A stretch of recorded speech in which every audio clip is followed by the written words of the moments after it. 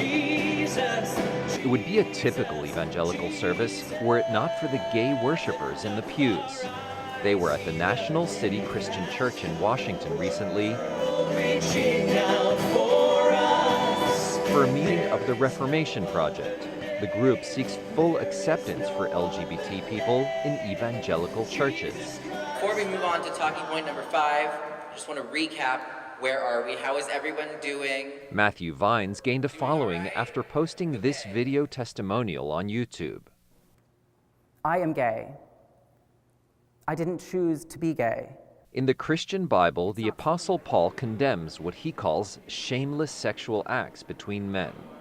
But Vines says loving homosexual relationships were practically unknown back then. The heart of Scripture's teaching is that marriage is about commitment, that it's about keeping one's covenant with one's spouse in the same way that God keeps his covenant with us. And that's something that same-sex couples can do just as well as opposite-sex couples can. Vines argues that a teaching like this that has failed in its objective and caused a lot of suffering cannot be correct. But critics say he's just reinterpreting Scripture to justify his own sexual orientation. One critic is Sam Alberry, who recently addressed the Ethics and Religious Liberty Commission of the Southern Baptist Convention. What you have to do to the Bible to make it approve of same-sex relationships is profoundly un-evangelical.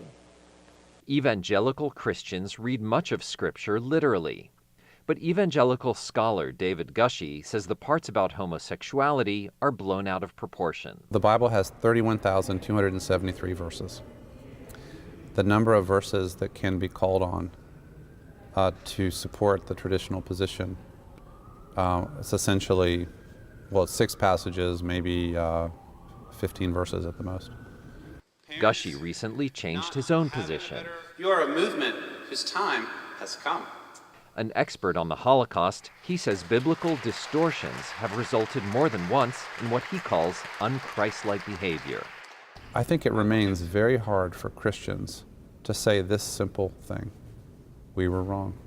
We've been wrong on slavery, on race, on women, on a whole host of issues. Gushee says Protestant Christianity is supposed to be a self-reforming faith, and he believes lesbian, gay, bisexual, and transgender members will only elevate this spiritual communion. Jerome Sokolovsky, VOA News, Washington.